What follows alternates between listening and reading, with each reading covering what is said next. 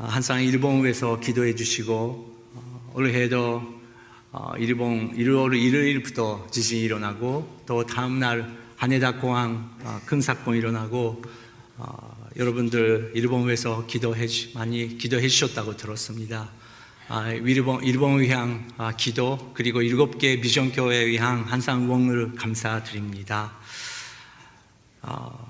잠깐 말씀을 위해서 기도하겠습니다. 하나님 아버지, 우리가 다 함께 성령으로 기다리고 있습니다. 성령님이여 말씀을 통해서 우리 각자에게 말씀을 하여 주시옵소서. 예수님의 이름으로 기도드립니다. 아멘. 일본은 매년마다 신조어 대상이라는 게 있습니다. 아마 한국도 있겠지만 매년마다 새로운 언어가 생긴다는 것이죠. 작년에 한국과 관련되는 언어가 들어갔습니다. 그것은 시비엔팡이라는 말입니다. 몇 년 전에 한국에서 시본팡가 유행됐는데 그것이 일본에 온 것이죠. 그리고 시비엔으로 팡을 살 수 있는 건가? 그게 히트 줘가지고 사진 혹시 나왔나요? 예, 시봉 아니고 시비엔팡으로 나왔습니다.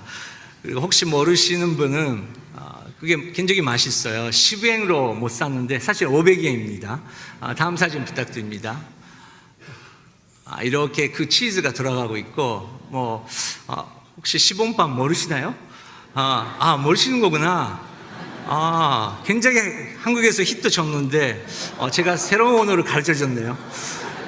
시본판 그 히트 쳤는데 시비엔빵이 일본에 왔다는 것입니다. 오늘 우리가 그 오순절에 대해서 배웠는데 오순절 사건 때 여러 가지 사건이 일어났지만 하나는 새로운 언어를 하나님께서 주셨다라는 그 사건 우리가 볼 수 있습니다. 사도행전 2장 1절 먼저 읽겠습니다. 마침내 오순절이 이르렀을 때 그들이 모두 함께 한 곳에 모여 있었습니다. 오순절이 일어났을 때 그들이 모두 함께 한 곳에 모여 있었습니다. 사도행전을 보면 한 곳에 한 마음 그리고 한 목적으로 달려가는 그 모습을 우리가 볼 수 있습니다. 시비엔팡 요즘에 그 학생들 그리고 아이들은 우리처럼 지폐에 대해서 그리고 돈정에 대해서 감각이 다르지 않습니까? 우리 시대 때는 돈정 있어? 돈정 없어? 그랬는데 요즘에 애들은 비디오가 뭔지 그리고 팩스가 뭔지 모르는 것처럼 돈정 있어? 가면 돈정 뭐예요? 그렇게 되는 시대가 온 것입니다. 디지털 마니 그리고 비트코인 카드를 마음껏 써 그렇게 하면 오히려 기뻐하는 시대가 되어버리는 것이죠. 그런데 시비엔팡을 통해서 또 우리가 알게 되는 것은 돈도 중요하고 시비엔이 뭔지 그것도 중요하지만 마시는 것도 중요하지만 그것보다 더 중요한 것은 누구랑 함께 그것을 먹고 있는지 없는 것이 그것이 중요한 시대가 다시 돌아왔다는 것입니다. 오히려 우리 어른 시대에는 누구랑 먹고 있는 것보다 내가 더 돈을 벌어야지 내가 명예를 받아야지 그렇게 미친 듯이 달려왔는데 지금 세대 사람들은 그거에 표로 가치감을 느끼지 않고 누구랑 같이 있는 것인가 시비엔팡은 누구랑 같이 먹고 있는 것인가 그게 더 중요하게 느끼는 제가 볼 때 좋은 시대가 돼가고 있다고 생각합니다. 오순절을 이뤘을 때 그들이 모두 함께 한 곳에 모여 있었다고 합니다. 그때 무슨 일이 있었습니까? 2절부터 4절 함께 읽겠습니다. 시작. 그때 하늘로부터 갑자기 급하고 강한 바람 같은 소리가 있었고 그들이 앉아 있었던 집을 가득 채웠습니다. 그리고 마치 불 같은 효들이 갈아지는 것이 그들에게 나타나 그들을 각 사람 위에 맸습니다. 그러자 모든 성령으로 충만함을 받고 성령께서 그들에게 말하게 하심을 따라 그들이 다른 방언으로 말하기 시작했습니다. 2절부터 3절은 오늘은 저는 약간 스킵하고 오늘은 교회 전체로 이 본문을 설교하고 있기 때문에 다른 목사님 아마 설명하실 거예요. 오늘 저는 그 새로운 언어에 대해서 집중하고 싶습니다. 그러다 모든 성령을 충만함으로 다른 방언으로 말하기 시작했다고 써 있습니다. 여러분 이것을 어떻게 해석하십니까? 지금 저희들 방언으로 기도하십시다. 그렇게 기도할 때가 있죠. 일본도 이제 한국 교회에서 많이 배우면서 저번에 어떤 집회에 참석했는데 일본 사회자가 여러분 오늘은 코리안 스타일로 한국 스타일로 기도하시죠. 코리안 스타일은 무엇입니까? 라고 하면 주여 주여 주여 3번 부르면서 가능하면 방언으로 기도하는 것입니다. 근데 일본 사람 진지하지 않습니까? 그 사회자 연습시키는 거예요. 주여 템포가 중요합니다. 주여. 그리고 이거에 메조 포르테부터 시작해가지고 포르테까지 가는 것입니다. 자, 연습하겠습니다. 주여. 감사하네요. 여러분 연습해 주시네요. 일본말로 해볼까요? 예, 시작. 주여, 주여, 주여. 하이, 도서 했는데 일본 회중들이 못 따라가요. 이게 뭔지. 이게 연습으로 되는 거 아니지 않습니까? 그래도 그렇게 갈급한 마음으로 그렇게 뭔가 오순절 날이 무슨 일이 있었던 건지 일본 교회도 가르마하고 있구나 그것을 경험했습니다.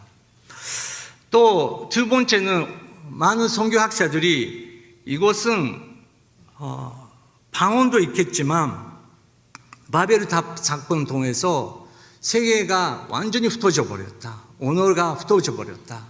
그런데 그리스도 안에서 다시 한번 하나가 될 수 있는 세계 선교의 상징이다. 그렇게 설명하신 분들이 계십니다. 이거는 계속 우리가 연구해야 되는 부분인데 어쨌든 성경 본문에서 다루면 그들이 다른 방언으로 말하기 시작했는데 사람들이 그것을 듣고 이해했다는 것입니다. 그 언어를 이해하면서 하나님을 찬양했다고 써 있습니다. 그리고 그것을 이야기하고 있고 말을 하고 있었던 사람은 갈릴리 사람들, 시골 사람, 공부 안 했던 사람들이 세계의 언어로 하나님을 찬양하기 시작했다는 것을 사람들이 이해했다고 본문 말씀에 써 있습니다. 그 부분 함께 읽도록 하겠습니다. 5절부터 8절 시작. 그때 세계 각 나라로부터 온 경공한 유대 사람들이 예루살렘에 머무르고 있었습니다. 그런데 이런 소리가 나자 많은 사람들이 모였는데 각자 자기들의 언어로 제자들이 말하는 것을 듣고 모든 엉엉 범어했습니다.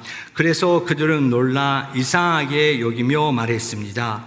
보십시오. 지금 말하고 있는 이 사람들은 모두 갈릴리 사람들이 아닙니까? 그런데 우리가 각자 태어난 곳에 말로 듣고 있으니 어찌 된 일입니까? 네, 확실하게 이 사람들 갈릴리 사람 아닙니까? 그런데 우리가 알아들을 수 있는 세계 곳곳의 언어를 왜 이 사람들이 알고 있냐? 그것을 말했다는 것입니다. 제가 미국에 30년 전에 유학했었는데 그때 지금 잘 모르지만 미국에서는 그 땅 크니까 주차를 앞으로 다 합니다. 그렇지 않습니까? 그런데 일본이나 한국은 뒤에서 그렇게 주차를 할 경우가 많이 있습니다. 그래서 저는 뒤에서 이렇게 주차했더니 미국 친구가 일본 사람인데 운전할 줄 아네? 일본에서 차가 있어? 그렇게 말한 거예요. 뭐 교회니까 이상한 말 하면 안 되지만 그렇게 마음이 약간 이상하게 된 거예요. 우리 와이프 한국 사람인데 청바지를 입고 있었어요. 그런데 또 비긴 그 친구가 코리아인데, 한국 사람인데 청바지를 입으르지 않아? 그렇게 말한 거예요. 너무 기분 나쁜 것도 아니지만, 이 사람은 세계를 모르구만. 그렇게 느끼는 거죠.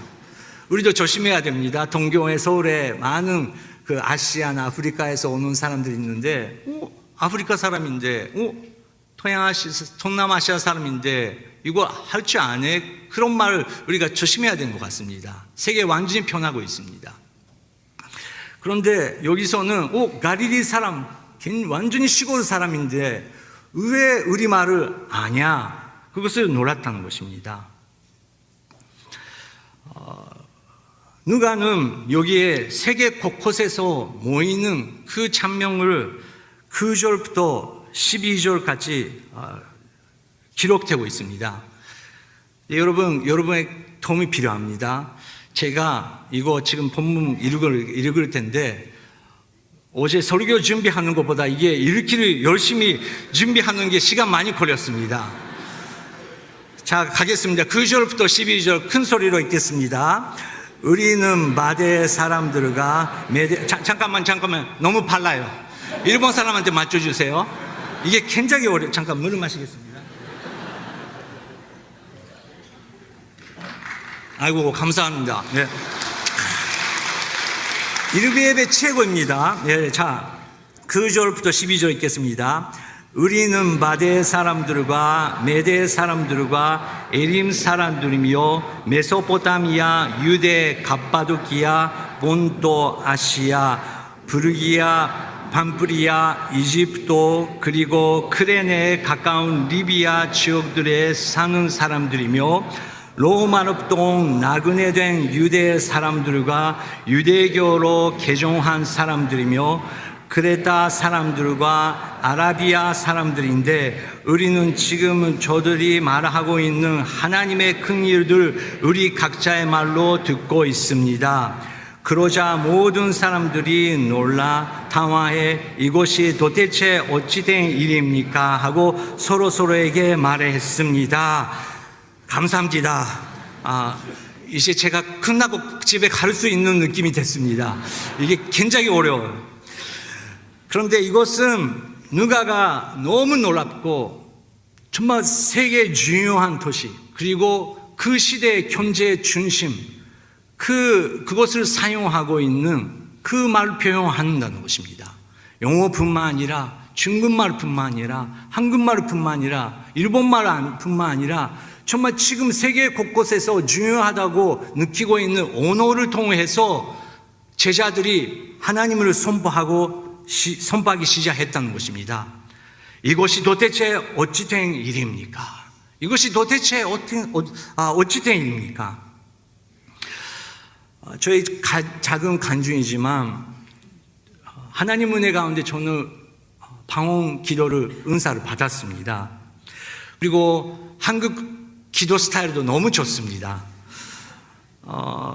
주님의 은혜 가운데 오늘 교회 양육을 받고 세계 선교의 꿈을 하나님께서 허락해 주시고, 저희 와이프가 함께 티벳 향한 비전 주님께서 주시고, 티벳 난민들이 많이 거하고 있는 네팔, 그리고 네팔 안에 보다라는 티벳 난민들이 많이 살고 있는 곳에서 8년 동안 살면서 1대1 티벳말로 하고, 티벳말 찬양 많이 만들고, 또 성경 번역도 협력하면서 교회를 세계 개척할 수 있었습니다.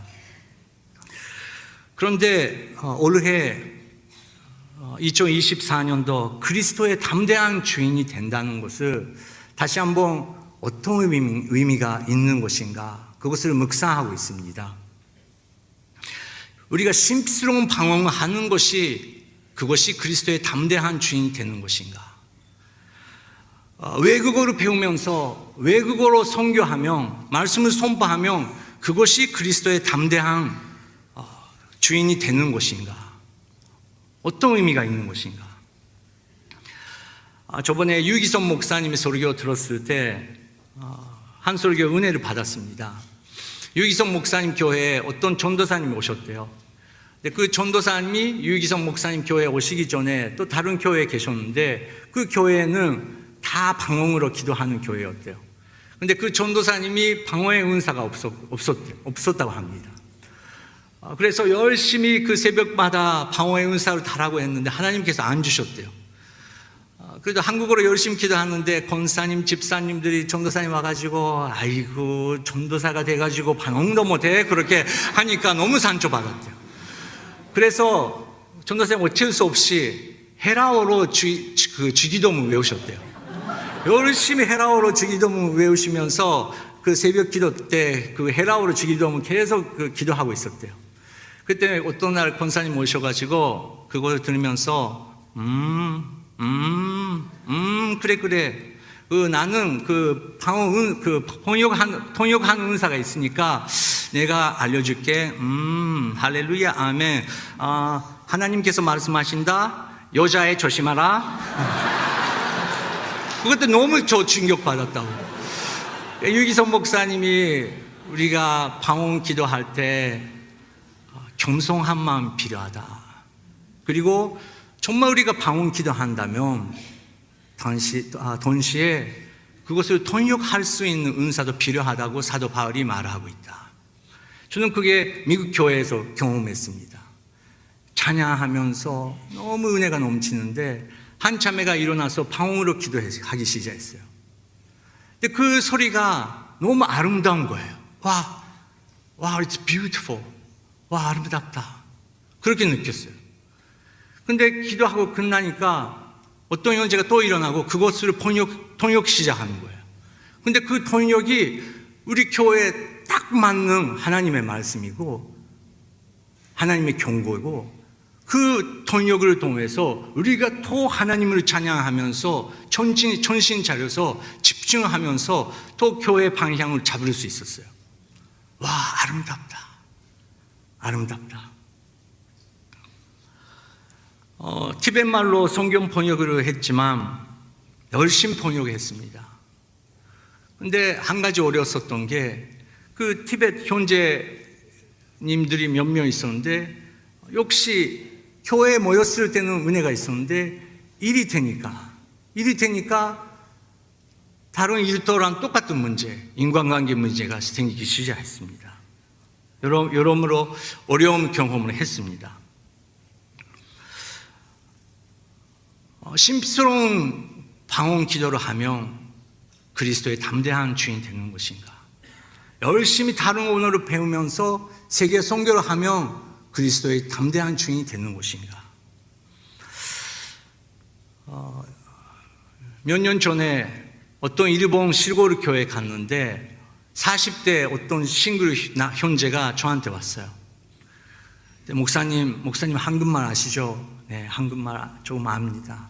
목사님 상담 봐주세요. 저는 너무 고민 많아서 미칠 것 같습니다. 왜 그러셨습니까? 그랬더니 2년 전에 저희들 교회에 한국에서 단기 선교팀이 왔다는 거예요. 근데 어떤 자매가 저한테 사랑을 고백했어요. 사랑합니다. 아이시마스. 40년 동안 저는 살면서 여성에게 고백받았다는 거 처음이라고. 근데 2년 동안 아무 연락 없습니다. 무슨 일이 손동하신가? 마귀의 공격 아닙니까? 목사님 도와주세요. 제가 물어봤어요. 현재님, 그 다른 팀들이 있었는데 그 다른 멤버들도 사랑합니다 안 하셨습니까? 했습니다. 그 나이 많은 여성 집사님들이나 권사님들 나한테 사랑 고백했고 남자같이 장로님들 현재들 같이 사랑합니다 I love you 하시더라고요. 일본에서 아이시마스 I love you 잘 안 하거든요. 잘 안 해요. 그래서 충격받은 거예요. 사랑합니다. 근데 하나님 분명히 말을 했어요. 이 자매랑 결혼하라. 제가 겸손하게 설명드렸어요. 현재님, 한국에서는요 교회 안에서 안녕하세요, 건니치와 그거 사랑합니다 그렇게 할 때도 있습니다. 사진 찍을 때 사랑합니다 할 때가 많이 있습니다. 그게 현재님한테 안녕하세요랑 하는 거랑 똑같은 거예요. 그렇게 설명했더니 그 순간부터 그 형제는 저한테 이야기 안 하더라고요. 우리는 언어를 배우고 있지만 상대방이 어떻게 그것을 이해하는지 계속 우리는 배워야 되는 것 같습니다. 똑같은 말이라도 세대가 바뀌며 그것도 다른 언어로 느낄 수 있게 된다는 것입니다. 사랑이라는 원어를 제가 찾아봤더니 그 사랑, PPT 나옵니까? 그 사랑에서 온다. 사랑이란 상대방을 얼마나 크고 깊게 생각하느냐에 말을 한다. 이게 맞는지 안 맞는지 저는 모릅니다. 근데 저는 너무 감동했어요. 그냥 사랑합니다, I love you 아니고 나는 당신을 깊이 사랑합니다. 생각하고 그 생각하는 것이 크고 깊이 있습니다. 그것이 사랑이라는 뜻이라면 저는 그거 받고 싶더라고요. 그리고 우리가 아름다운 기도, 그 사람이 아름답다 그렇게 표현할 때가 있지 않습니까? 이것도 무슨 뜻이 있는지 찾아봤더니 자신다움이라는 뜻이 있다는 것을 저는 배웠습니다. 이게 진짜인지 가설인지 나중에 여러분 안에서 박사님 계시면 저한테 알려주시기 바랍니다. 근데 한 일본 사람으로서 사랑이 그런 뜻이라면 좋은 뜻이구나. 아름답다라는 게 연예인처럼 생기는 게 아름답다는 게 아니고 원래의 모습, 하나님께서 만들어주신 원래의 모습대로 사는 것이 아름답다. 그런 거라면 정말 아름답다. 하나님께서 주시는 언어로 우리답게 그것을 주님께 표현할 수 있으며 그것이 얼마나 아름다운 기도 아닙니까? 사도행전 2장 1장 후반 그리고 오늘의 말씀에 또 다음 보면 새로운 언어를 말하기 시작했는데 그 사도 베드로가 놀랍게도 자기 말이 아니고 성경을 해석 시작했다는 거예요. 나는 이대로 이렇게 살아왔지만 사실은 하나님께서 벌써 예언하고 계셨고 예언 통해서 다윗은 이렇게 고백하고 있다. 성경 말씀을 통해서 이제 자기 언어가 새로워진 모습을 우리가 볼 수 있게 되는 것입니다. 그리고 그거를 선포하면서 첫 번째 일어났던 일은 회개입니다. 주님, 나는 열심히 이렇게 살아왔는데 이제 말씀을 알게 되니까 우리는 너무 잘못 살아왔다. 주님 용서하여 주시옵소서. 거기서 회개의 기도가 일어나기 시작했다는 것입니다. 요한일서 4장 12절 13절에 이런 말씀이 있습니다. 지금까지 아무도 하나님을 본 사람이 없습니다. 그러나 우리가 서로 사랑하며 하나님께서 우리 안에 계시고 하나님의 사랑이 우리 안에서 온전히 완성됩니다. 하나님께서 우리에게 성령을 주셨습니다. 이것으로 우리는 우리가 하나님 안에 하나님께서 우리 안에 계시는 것을 압니다. 그때까지 제자들은 계속 예수님과 함께 있었지만 그 마음속에 질투심, 경쟁심, 예수님 안에 있는데 제자들의 마음속에서는 아직 그런 인간적인 마음이 가득 차고 있었다는 것입니다. 그런데 성령님께서 오시고 성경을 알게 해주시고 예수 그리스도의 그 십자가의 사랑은 나를 위한 깊은 사랑이었다. 그리고 나를 정말 나답게 새로워주는 그 부활의 사건 우리한테 일어났다고 깨닫게 되니까 경쟁가 아니고 이제 협력, 경쟁가 아니고 비방가 아니고 상대방의 다른 모습을 받아주고 격려하고 함께 될 수 있는 그런 역사가 일어났다는 것입니다. Acts 29 사도행전 29장 우리 오늘도 써갈 것입니다. 여러분 가운데 방언 은사 없어도 괜찮습니다. 세계 반대의 나라의 언어를 말할 수 없어도 괜찮은 것 같습니다. 중요한 것은 우리가 사용하고 있는 이 단어를 성도의 마음으로 새롭게 말하기 시작했을 때 사람들이 더 깊이 이해하기 시작할 줄 믿습니다. 성령의 역사는 예루살렘, 일산세바로부터 시작했습니다. 오늘은 이렇게 하면 어떨까요? 일부 예배 오신 분들은 아침에 일찍부터 오셨습니다. 고생하고 계십니다. 그런데 오늘 집에 돌아갈 때 혹시 여러분 가운데 나는 가족 속에서 교회 다니고 있는 것은 나 혼자다. 우리 가족들을 다 하나님을 버렸어. 나만 하나님을 믿고 있어.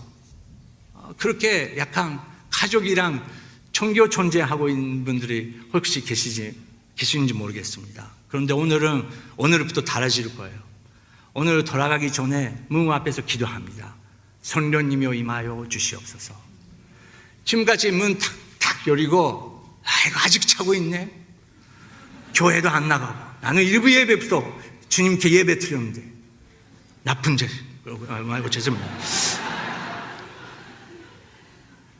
그런데 오늘부터 아침 일찍이니까 부드럽게 왔어. 여보 괜찮아? 오늘 쉬는 날인데 아침부터 나를 교회에 보내줘서 고마워. 여보가 나를 위해서 그렇게 보내줬으니까 오늘 저녁은 여보가 좋아하는 영화 같이 보자. 오늘 최고의 음식을 만들게. 그렇게 하면 무슨 일이 있었지? 나쁜 일이 하고 있는 거 아닌가? 그렇게 생각 안 하겠지만. 그리고 여러분의 조카들이 괜찮습니까? 사춘기에 돌아가고 있는 조카들이 없습니까? 부모님은 어떻게 할 줄 몰라요. 근데 이제 그럴 때는 이모, 삼촌, 고모부들의 역할이 중요합니다. 오늘 전화해 주시고 야 치킨 먹으러 가자. 너 10원빵 알아? 10원빵도 있다고 한다? 10원빵 먹으러 갈래? 제가 비밀을 알려드릴게요. 5월 달에 고베 라브소나타 있습니다. 야 고베 가보래. 거기 빵 맛있대. 이모들의 역할이 있다는 것입니다. 성령님께서 오실 때 모든 시대의 모든 사람들이 이해할 수 있는 언어로 하나님이 얼마나 아름다운 존재인지 선포하기 시작했다는 것입니다. 오늘 마지막에 여러분께 찬양을 선물 드리고 싶습니다. 티벳말 찬양이에요. 예수님 예수님 내 마음 어서 오시옵소서. 그리고 2절은 할렐루야 할렐루야 예수님 당신 지금은 내 마음에 계십니다. 목사님도 지금도 민족 안에 없는 민족입니다. 성경 번역도 지금도 해야 되는 민족입니다. 나라를 잃었던 민족입니다. 그래도 교회가 생기기 시작합니다. 이런 찬양입니다.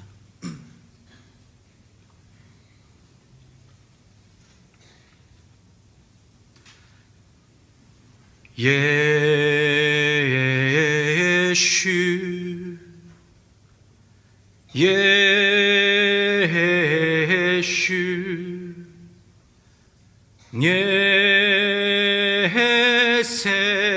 예셈라 뵙쇼 예수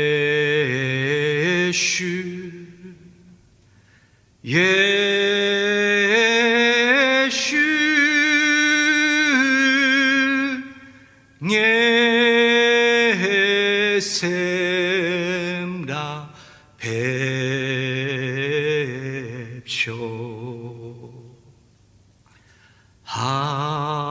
할렐루야 할렐루야 갱예셈라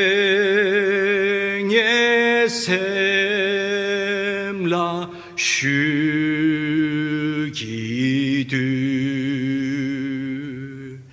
할렐루야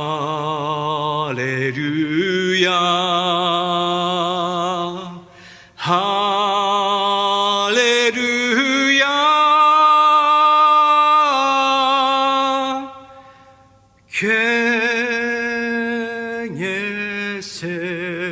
갱예셈라 슈기드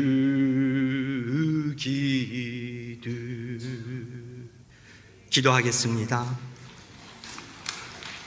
하나님 아버지께서 약속하신 선물 성령님을 우리에게 허락하여 주시옵소서. 예수님의 이름으로 기도드립니다.